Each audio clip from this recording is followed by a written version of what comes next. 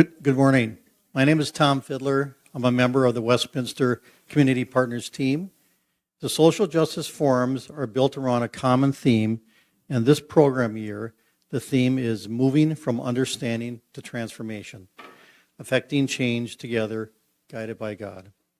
Through these forums, we want to explore capabilities we needed to build and norms we need to examine in order to be effective transformation partners in our community.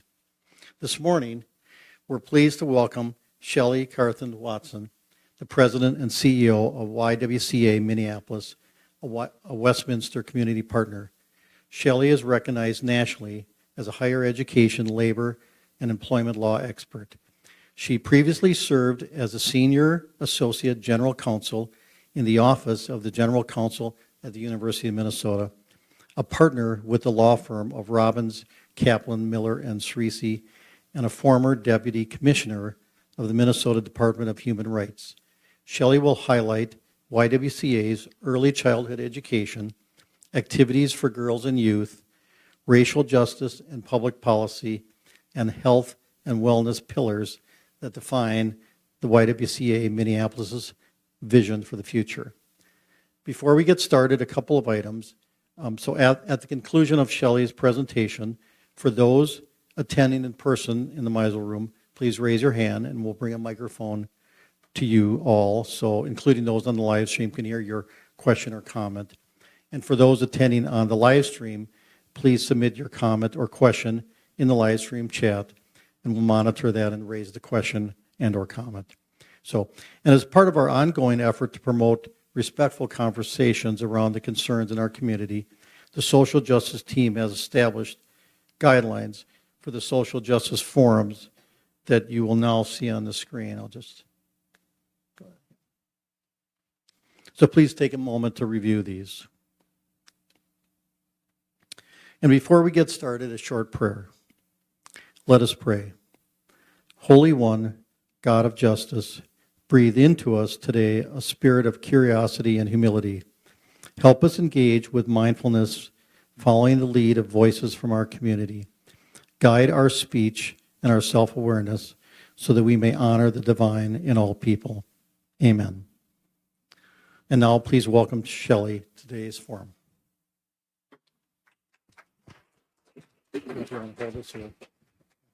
Either way. Okay.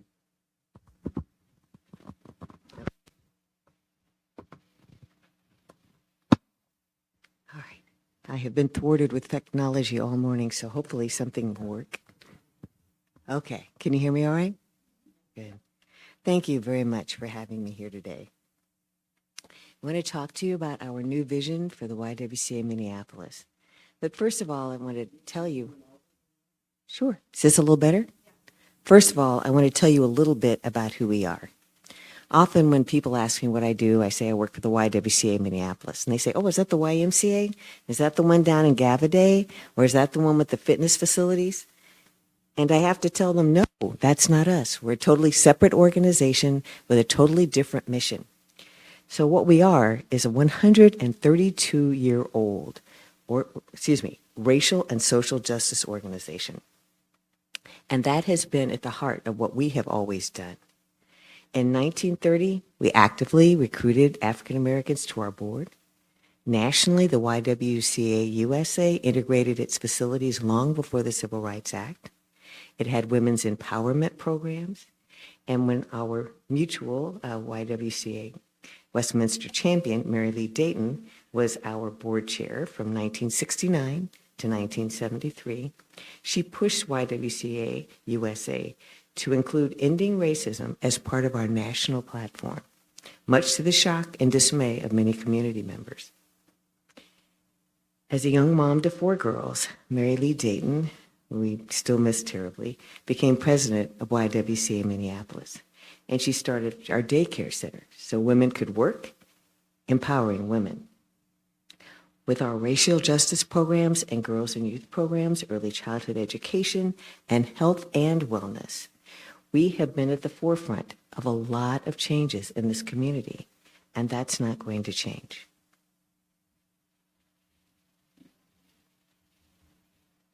Okay. So when people ask me what we do, I have a standard speech, which I'm not going to give you, but I do think you need to know. We have 5 child care centers, both in Minneapolis and in St. Paul. Downtown, uptown, and South Minneapolis, downtown, midtown, and South Minneapolis, and we also have 2 centers in St. Paul, at Ecolab and at the Hub Center for New Americans. We also have 7 girls and youth programs. We have a strong Fast Fit program for girls and their families to learn a healthier way of living and getting exercise, swimming lessons, preparing cultural foods in a healthier way. We have Girls Rap, which are for those young women who have already had contact with the criminal justice system or are at risk of becoming involved in the criminal justice system. We have our YWCA STEM program, which is a 5-year cohort where these girls stay together from their 8th grade year until they graduate from high school. And they have STEM internships. They spend the summer at the College of Science and Engineering at the University of Minnesota. They have do all of the other normal sort of high school programs that you would find, like financial literacy, career preparation. We have Women of the Week, scientists, women in the STEM field who come in and talk to them. And we have our Contact Plus, which is about healthy decision-making, our Youth Advocacy Board, and our out-of-school time programs. We also are the largest provider of out-of-school time care in the Twin Cities with our Beacons program. We have campuses at South Junior High, the Franklin Middle School, as well as Hmong International Academy. And at Midtown, which is our cultural hub, we bring together almost all of those facets of our work. And it is really a multi-generational, family-oriented facility. What you're going to hear today is our desire to move forward and invest more in those programs. So I know you've all heard a lot about the changes that are coming. And why did we do this and how did we do it? Well, 2 reasons.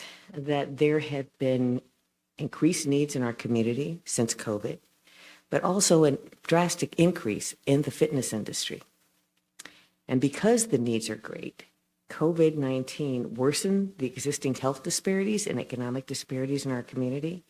And what we saw in both our youth and our ECE children was a lot of trauma. We saw a lot of mental health issues, lack of access to vital resources, increased suicidal ideation, a lot of lacking social skills, social interaction skills from being isolated for so long. And we were seeing it in all of our children and our youth in our programs. And so what we've seen also is that, of course, it impacted low income and children of color even more than their other counterparts.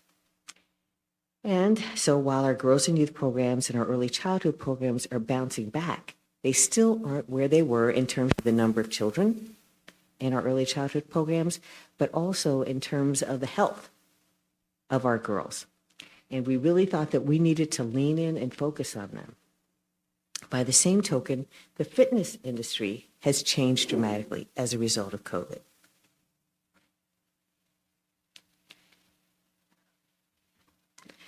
The reality is that that business has never really rebounded after COVID, both for us and the others in the fitness industry, whether you're Lifetime Fitness or whether you're 24-hour or Snap Fitness. It's hit us all. But for us, between 2019 and 2023, we lost probably 60% of our fitness memberships, from about 7,700 people to about 3,200. And people are working out in different ways. Some of them are at home on their Pelotons. They have access to fitness apps on their phones that are totally free. There are a lot more sort of smaller boutique type fitness centers or in their apartment buildings. And then, of course, we have one of the best park systems in the entire country. I think we were ranked in the top 10 last year. So people have a lot of options, and they are also choosing to, if they're working remotely, they're choosing to work closer to home and in areas that are more convenient for them.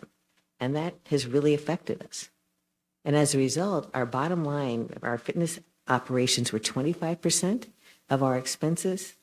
25% of our revenue, but 35% of our expenses. And something had to give.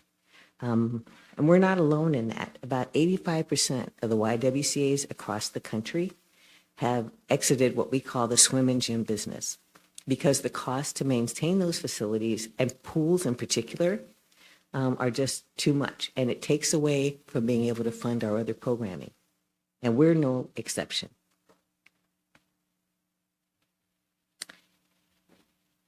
So how did we reach this decision? Well, we embarked on a probably 6-month process to look at how we did our business. We looked at what we did, who else was doing it, how much it cost, what kind of impact we made, what the needs were in the community, whether they were decreasing, increasing, could other people do it better than we could. And we did an awful lot of soul searching as well. Was this really, were each of our programs really connected to our missions, to our mission? Well, I guess you could call it dual, eliminating racism and empowering women, but I tend to think of it as being all part of one. But we really did a lot of soul searching, and we collected data. We surveyed all of our fitness members. Why are you members? Why do you stay? What would you improve? We even surveyed our former members. Why did you leave? What would make you come back? We did surveys of all of our program participants. What impact do our programs make on you? And also always, what can we do better? And we annually report those. And then we also, every time we update our facilities, we also bring people into the loop to get feedback from them. And so when it came to the decision that we had to make regarding our facilities, we really leaned in on our community partners, our board of directors, who come from which are pretty diverse in all areas of the Twin Cities, but also different businesses, entities, social service agencies. We also had the pro bono assistance of McKinsey, who gathered a lot of data for us. For example, how many families need childcare and can't access them, and what parts of the city. And we pretty much left no stone unturned, and we had a lot of surprises and a lot of things that had never really occurred to us before. And so ultimately, it was a mission and a financial decision. We decided that we really needed to lean in on those programs that made the most impact in our community, our early childhood, our girls and youth, and our racial justice and public policy work. And we also said that as much as we cherished our fitness centers, and they were a part of us, that was something that we could not do better than others, and that financially, if we continued to operate them, we would be jeopardizing our other programs. And so going in, we continue to gather information, but we also want to solicit your opinions. We are going to be turning our Midtown facility into a community hub, and we're doing focus groups right now. We have a task force set up, and we've talked to our other community partners about what they need most in our Midtown community and how we can help them, how we can help serve that community, and what services would be needed at Midtown to turn it into a community hub. So what is that going to look like with this new vision for Minneapolis, YWCA Minneapolis?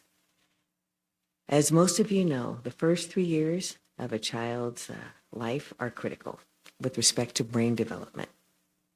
And disparities across socioeconomic, a little cough here. Disparities among socioeconomic status first appeared about 18 months, that early. And as parents and families with low incomes, they often need to focus on basic needs, and sort of educational enrichment and development are sometimes a luxury that they can't afford. And given our role in early childhood and our focus on health and wellness at our Midtown facility, we'll be better positioned to support our children and the families. With our pool, we'll be able to continue to offer them swimming lessons. As part of our ECE program, every family gets a free membership. Every ECE child, ECE family, and every girls and youth family gets a free membership, and we'll be better able to continue that at our Midtown facility. In addition, there is no achievement gap when it comes to our ECE children. 80% of our children demonstrate age-appropriate development. 90% of our pre-kindergarten children demonstrate proficiency in school readiness standards, and 82% of our children demonstrate grounding in their own culture, which is critical. We're not only making children ready for kindergarten, but we're making sure they have a firm foundation. And we're going to give them access to resources and language enrichment and music enrichment and other activities that will continue to contribute to their academic success. And so when we look at our new vision, what we're going to be doing is we're going to be doubling down our investment. We're going to increase our scholarships, scholarships, and tuition assistance for our families so that more families can afford quality childcare. We're going to improve our equipment. We're going to offer more services, such as music, dance, language. And of course, we have our nationally recognized anti-bias curriculum, but we've also started a social justice and social consciousness curriculum in our early childhood centers as well. And then we're going to support our teachers. We hear a lot of stories about K through 12 teachers having burnout and leaving the profession. That's double in childcare. It's critical work, but it's really hard work. And it's difficult to recruit teachers. So we have a workforce development program to train teachers, but we're also going to be doubling down and increasing their salaries, providing them with more professional development opportunities, having increased staffing so that their schedules can be more flexible, and making sure that we give them just as much attention as we do the children that they serve. Girls and youth, one of the COVID has really brought, not COVID, but this whole sort of process, visioning process, has really brought home what we do. And, we are the largest provider of out-of-school programming in the Twin Cities. And studies show that when youth are involved in out-of-school activities, they have a sense of confidence, they demonstrate social skills, and enlightened which in turn helps boost their academic achievement. It's all part of the package. Katie Rahani is our Vice President of Girls and Youth, and she talks about the importance of youth having a third space in their life, a place beyond home, beyond school, and we're that space for these kids, over 900 a year that we serve. And as a result of our Girls and Youth programming, 97% of them report being leaders and advocates for positive change in their community. 97% report being supported by adults and connected to resources that support them and their families. 96% reported having the skills, education, and value of lifelong learning needed to achieve their future plans. And 98% of them reported living healthier lifestyles. That's a big achievement, and that's something we're proud of, but it's also something we want to continue to do and do even better. So our plan with our new vision is to expand our Beacons Learning Centers, our out-of-school time care. We're looking for even more campuses for children who need us. We're also going to have another cohort of our Strong, Fast, Fit program. I mentioned that earlier, but one of the things I didn't tell you is that they're formed in cultural cohort. There's a Hmong cohort, a Native cohort, an African cohort, a Latin cohort. And so they're there with children with their own cultural background, but we're also able to bring the families in. So the entire family learns how to swim, which is so critical in communities of color. We teach them how to cook traditional foods in a healthier way. You know, being African American, our style of cooking involved a lot of sort of high fat, not as healthier food. So you learn how to do things like cooking collard greens using turkey, smoked turkey, instead of pork. Doing refried beans without lard. and really sort of encouraging and engaging their entire family along this journey with them.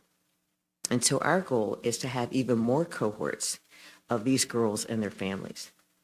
We're going to be renovating our space at Midtown so that it's even larger for them and can be more of a hangout space where they have trusted adults, that third space. We are going to be able to provide food for all of them. Not only snacks, but healthy meals. At our South Minneapolis Child Care Center, we now provide meal kits for families to take home and warm up. And it would be wonderful to be able to expand that for our families at Midtown. And also, we're going to be able to take them on more field trips and experiences, college tours, things that we took for granted growing up, that others, trips to the Science Museum, other visiting college campuses, but also other events that happen, things that they're missing out on now that we want to be able to provide for them. And where do we go with racial justice and public policy? Some of you are familiar with our It's Time to Act and It's Time to Talk program that we've had for about 26 years now. We'll be continuing that. And it's been a long-standing part of our mission. When I think about racial justice and public policy at the YWCA, because I was on the board for about 6 years before I took this position. Actually, I got off the board, then I went across the river and joined the St. Paul YWCA because I was having sort of YWCA withdrawal. And so I was over there until I took this job and came back. But it's always been ingrained in everything we do, from our anti-bias curriculum in our early child care centers, to the work we do in our girls and youth programs, to the public policy that we advocate for. For example, driver's licenses for all, codifying, the Crown Act, which was recently enacted in the legislature. We continually work for policies and laws that help or break down systemic barriers for women and people of color. We have facilitator trainings where we have trained hundreds of people to lead conversations on race. We're advocating for even more funding for early child care, helping people register to vote.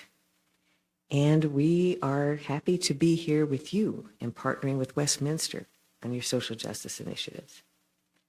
We need social justice and anti-racism work more now than ever.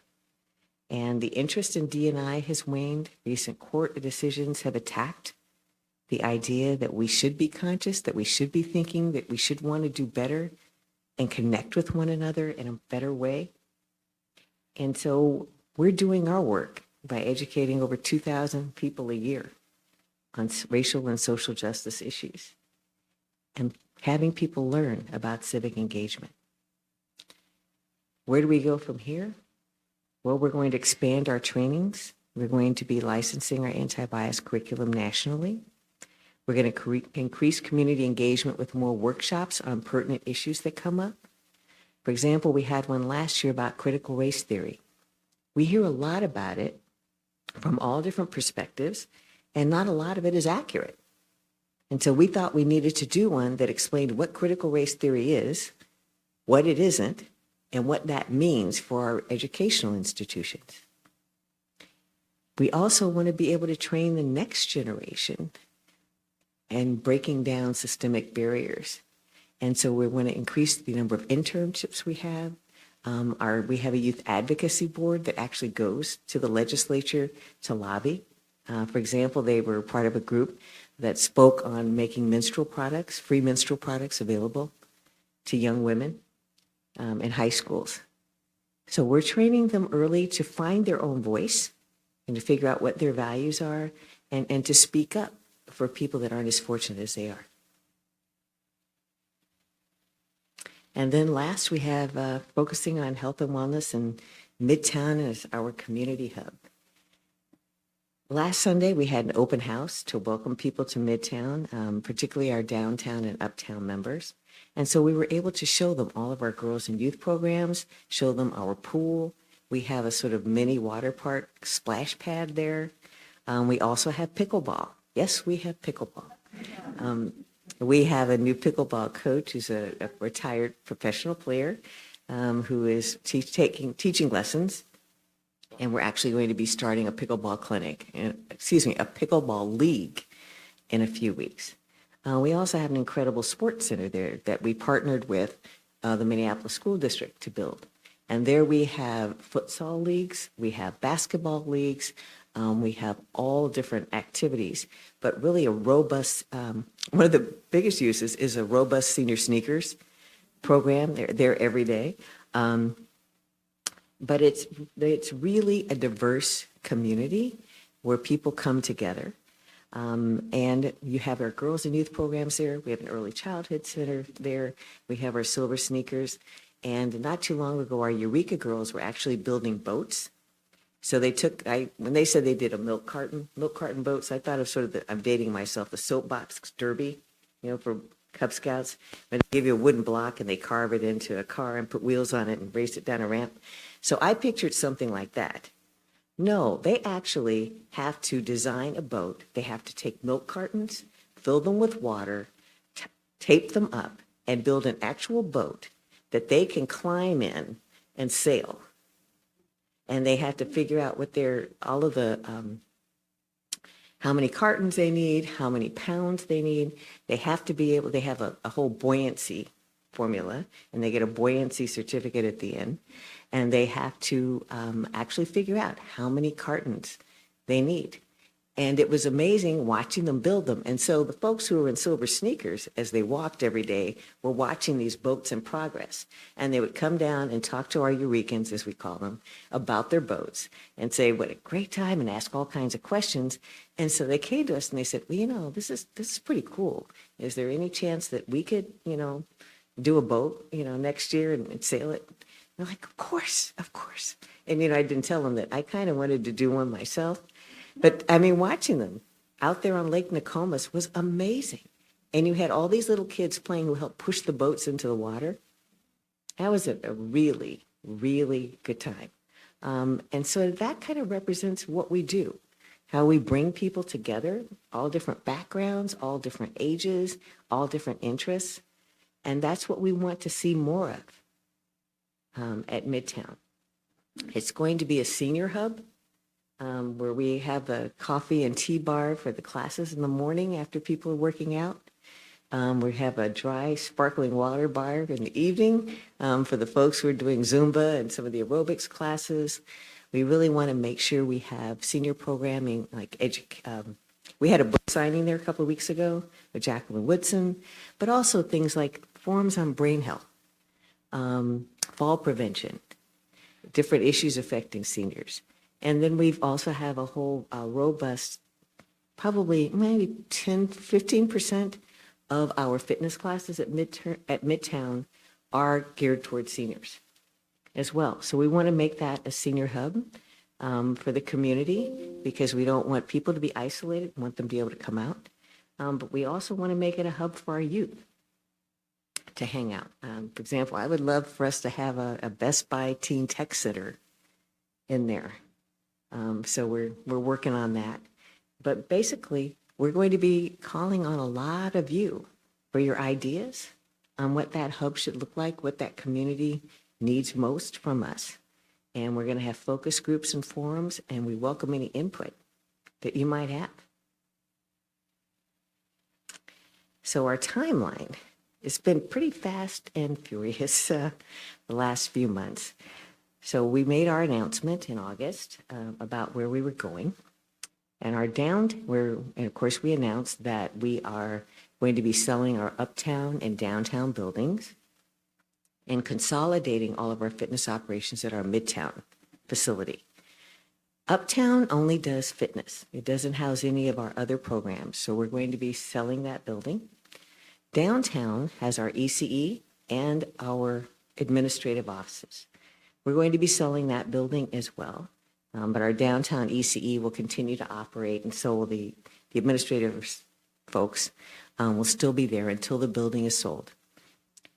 There may be a possibility that there is a buyer who wants to keep ECE there, which would be great. If not, we will find another site that's either downtown or downtown adjacent, because there is a need for childcare for people who are coming back to the office. In addition, we know that some people are concerned about what's going to happen and what are the buildings going to look like, particularly at Uptown. So we've taken pains to make sure we've secured the building. You'll see a perimeter fencing if you drive by there. You'll also see our folks will be on site daily because we still have potential buyers coming through. You will see the lights on. You will also see our people monitoring the property to make sure that there's no encampment that might occur or any damage to the property. Downtown, we will still have ECE, and we will still have our people at the front desk and our maintenance people there. And so we hope that it will go smoothly. In terms of timing, our broker recently issued a call for offers Wednesday before last. And the deadline for people to submit offers for our buildings is at the end of November. So if you know anyone who would be a great neighbor for Westminster, please tell them to come take a look at our facilities and to make an offer so that we can all kind of stay together here. But we're really, it's sort of a bittersweet time for us. While we know that this is important, it is tough.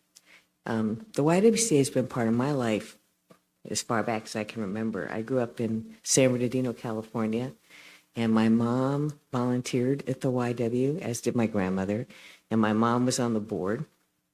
And in fact, they were kind of teasing me because, nothing ever leaves the internet, right? So he came across an ad for like a bachelor auction that the YWCA had. There was my younger brother, and I guess it was co-ed, my younger brother and his wife, my sister-in-law. And I can only think that I must have been away at college during that time, or else my mother would have wrangled me into being on there too. But it's a wonderful place. It was actually a place I wanted for my daughter. When I got pregnant, the first thing we did was go down and sign up and get on the waiting list for the downtown ECE Center. And I never got off the waiting list, unfortunately, but my nieces and nephews and my godchildren did. And so I spent a lot of time, being that backup person, picking up the kids and getting to know the teachers and seeing their classrooms and stuff. And about 10 to 15 years ago, I joined the board and stayed there like six and a half years. And I was on the capital campaign committee that helped renovate that building. So it's really, really tough to have to make these decisions, to have to say goodbye to that building. And I understand how the folks at Uptown feel, because that place it's not just a fitness facility, it's a community. And a friend said to me, it's been part of my life for the last 28 years. And we understand that. And we're hoping that they will find that same sense of community at Midtown, because there are some wonderful folks there. And you talk to people who have been coming there every day for like the last I think Midtown's been there about 20 years. So yeah, about 20 years. And they've been coming since the very, very beginning. And one of the most gratifying things at the open house was to talk to people who have been longtime members, who have said, I've never been down here before. This is really, really great. And who said, okay, and you've got pickleball, and you've got this course. Because I took the tour, and here's the pool, and, it is a great place. But it's hard. Change is always hard, but this is really hard. But I think who we are, what we are, won't change. And one of the reasons why we have to make this decision is so we don't change and we can continue to do what we do. So I'm going to hit this link for this video. Okay, technology, don't fail me now.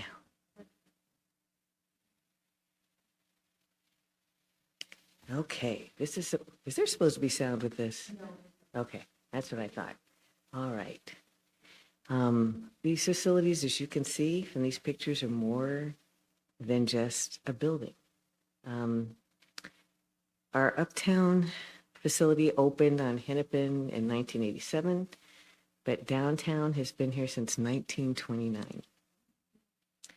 Our first building on Nicollet, and this one goes back to 1976, the one across the street. And there was a recent Star Tribune article that some of you may have seen talking about our building, and they called it one of the ugliest buildings in downtown. The sort of building that subsequent generations had to gussy up with colorful banners or bright fueled art. Well, he wasn't wrong about the banners, but that's not why we did it. We wanted people to know who we are and what our mission was. But what he missed in focusing on the, quote, unadorned concrete of the building, unquote, was the warmth, the friendship, the community that existed inside those walls. One of our YWCA staff members responded to the article saying, in an era that saw women's rights changing, including Title IX, it was a facility and organization on the mall that embraced and empowered this. It was also an organization that provided so many important health and wellness programs for women who were seniors, working, and with their newborns, and a community building where women and girls felt safe. It was just the type of building our Mary Lee Dayton envisioned when she and a group of women led the fundraising for and construction of our downtown building. A few months before she passed in 2013, Mary Lee said in a taped interview with YW leaders, so many people, men mainly, thought these women couldn't go out and raise the money and build a new building. I think we convinced a lot of people that we knew what we were doing, which we did. Thank you, all of you, for being a part of our Minneapolis YWCA history, and thank you very much for having me here today.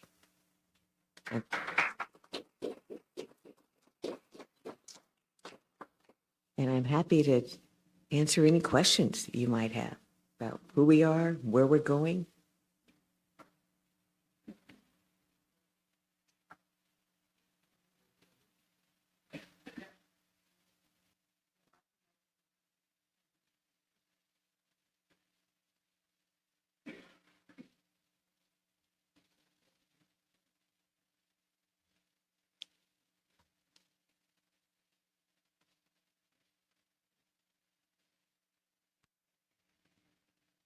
I'll ask a question. Great. I have the microphone. You talk about the difference between YW and YMCA, and what do you know about your colleagues at the YMCA and how are they adopting any of these same efforts towards anti-racism and supporting sort of the larger community in the same way, early childhood? Actually, they do. The YMCA, during the pandemic, stepped up a lot of its work in anti-racism work. As part of our racial justice and public policy program, we have a consulting arm called Include that provides consulting services to companies and organizations about anti-racism work, making their companies more diverse, a lot of DEI consulting. And the YMCA has started their own arm of that. They also have a number of child care centers across the Twin Cities, as well as their summer camps, and those are some of their sweet spots. But even they have not been immune to the issues affecting the fitness industry. As a matter of fact, they closed down, I believe, 5 facilities last year. Yeah. And my feelings were a little hurt because, no one criticized them for having to, close facilities, but, so they could focus on their mission. But they've made changes as well, and they are an incredible partner to us. As a matter of fact, we are all part of the Beacons Network, which provides out-of-school care. And they have a number of campuses, and we have a number of campuses. So we work with them an awful lot. They're a great partner.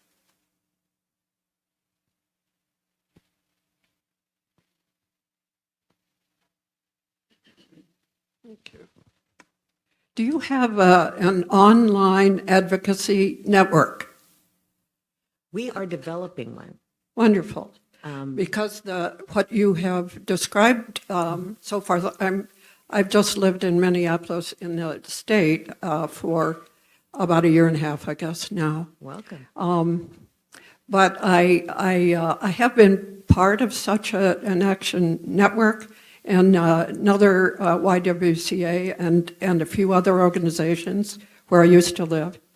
And it's a way that, okay, a little too loud. So I personally would appreciate being able to help in that way along with other ways. That would be wonderful. We, the National YWCA has a public policy department as well. And so we always get alerts about upcoming legislation. For example, one of the things we're really worried about is the child care cliff, because a lot of child care funding expired and the government is dinking around and hasn't renewed it. And so it has really left a lot of families in an incredible bind. We're so fortunate here in Minnesota that we prioritize child care, so it hasn't been as bad for our families. But there is so much legislation that we need to keep reminding Congress about, Violence Against Women Act and other legislation. And so when we get these alerts, we like to push them out to folks, and we can provide a template letter for you to send to your representatives or anyone else that you think should know about it. And so we're happy to add you to that list. But we really want to expand that. And we also do that for local legislation. We go and testify over the legislature all the time, and we're always trying to recruit people to go over and testify so it isn't always just us. And we look a little less self-interested when we do that. Even things like federal earmarks for building and infrastructure, we can always use advocates. So we will add you to our list of warriors so that you can join us. Thank you. I'm glad you want to work with fitness. In your other centers, what kind of fitness opportunities are there for people? Oh, we have everything. We have lap swimming, we have water aerobics, and different things in the pool. We have aerobics, we have spin classes, we do, you name it, we've got it. Wow. And we also just revamped and opened up our virtual studio so that on those days folks don't want to come out, it will be available to them. But we increased our number of fitness classes by about 15 or 20% at Midtown to accommodate everybody.